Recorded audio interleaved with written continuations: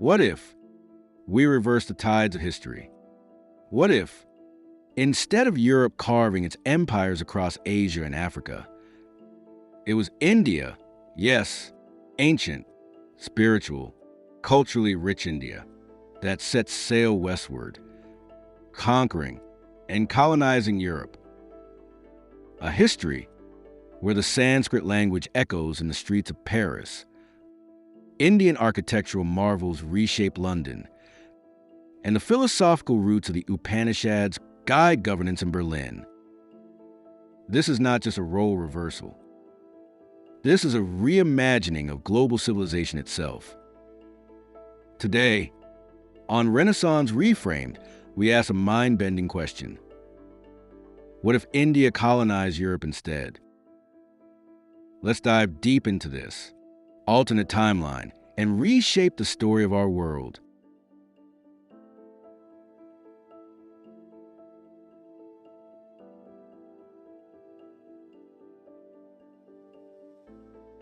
To understand this alternate reality, we must first look at India, not as a colonized nation, but as a maritime and military superpower, driven by expansionist ambitions.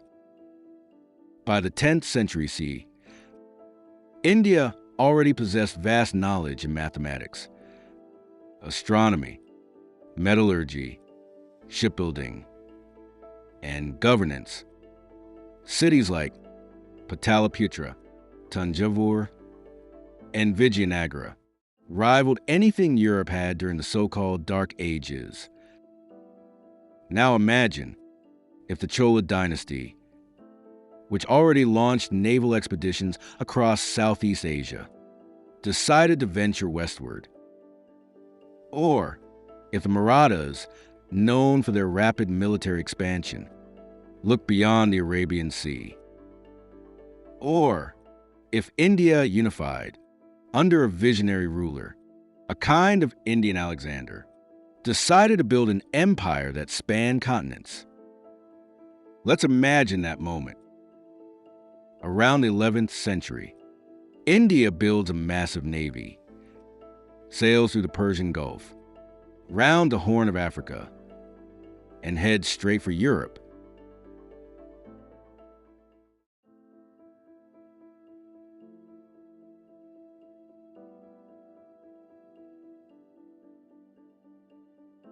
Now, let's look at Europe at the time. Medieval Europe was fragmented. Feudal lords ruled over serfs. The church held immense power, and scientific inquiry was suppressed. In many ways, Europe was ripe for colonization. The population was recovering from plagues. The infrastructure was minimal, and political infighting was constant. Unlike the well-administered Mauryan or Mughal empires, Europe was a patchwork of squabbling duchies. If an Indian expedition had arrived, backed by wealth, philosophy, military prowess, and organization, Europe may have been caught completely off guard. But how would this colonization look?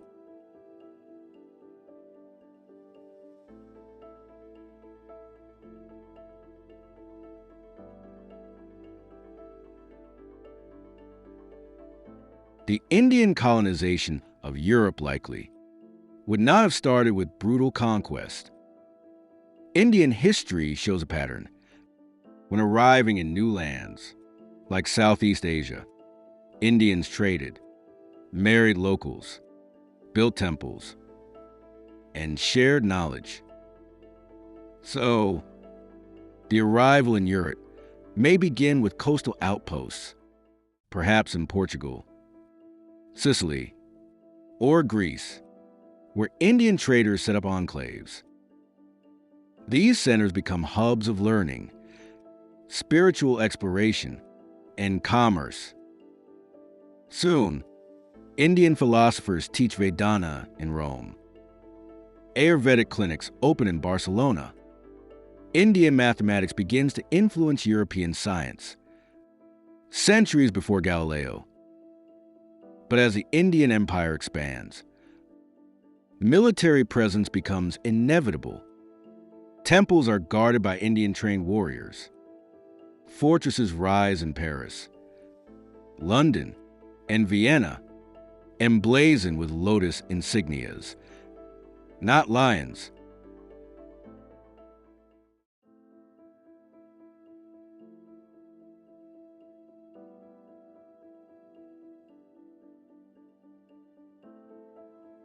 This is where the world starts to look completely different.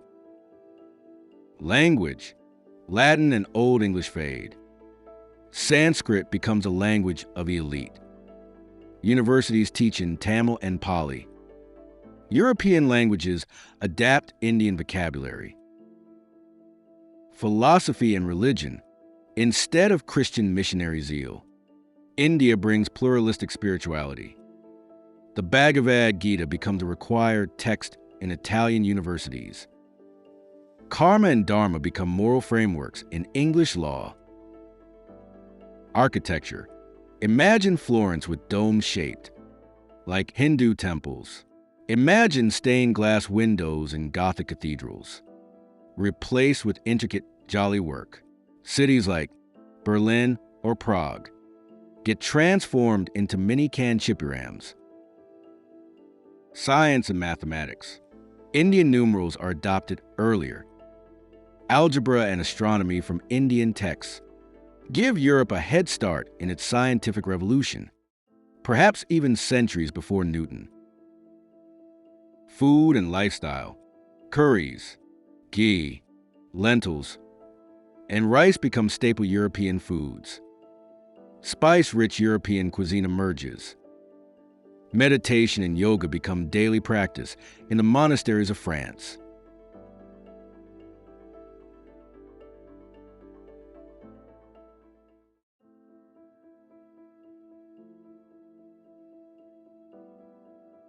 In this alternate world, governance takes a different path. European monarchies begin, adopting the Indian Sava system, councils guided by dharmic law. The king is seen as a servant of the people, bound by cosmic duty. Caste and class. A dangerous twist could emerge here. Would the caste system get imposed onto European societies? Or would it merge with Europe's class structures to form something entirely new? Perhaps worse? Resistance and rebellion. Of course, not all would accept Indian rule. The Catholic Church might resist Indian spirituality. Uprisings might emerge. But unlike European colonizers who suppress through brute force, Indian strategies may lean more toward integration and negotiation. Still, resistance would brew, and history would not remain peaceful forever.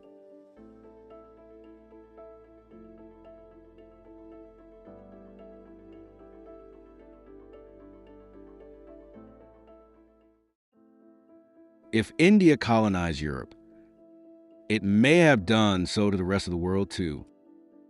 From Europe, India would gain new naval technologies and oceanic access, reaching the Americas before Columbus.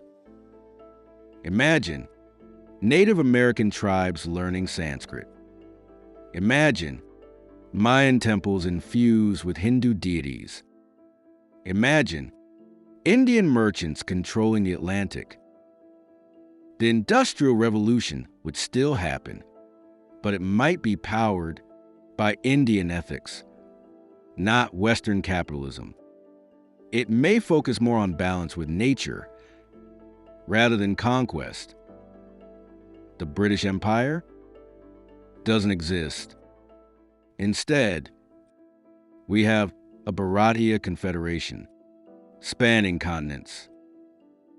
And with India as the world's primary superpower, the Cold War, the World Wars, the partition of countries might never happen. This isn't just a fantasy. It's a mirror a mirror to question why history unfolded the way it did, and how much of it was shaped by power, circumstance, and luck. What if India had looked westward? What if Europe had been the student, not the teacher? What if the philosophies of dharma, karma, and oneness had shaped the modern world instead of conquest, capitalism, and control? The future, as they say, is shaped by those who dare to imagine. So, what do you imagine? Tell us in the comments. And don't forget to like, share, and subscribe to Renaissance Reframed, where we turn history on its head to find hidden truths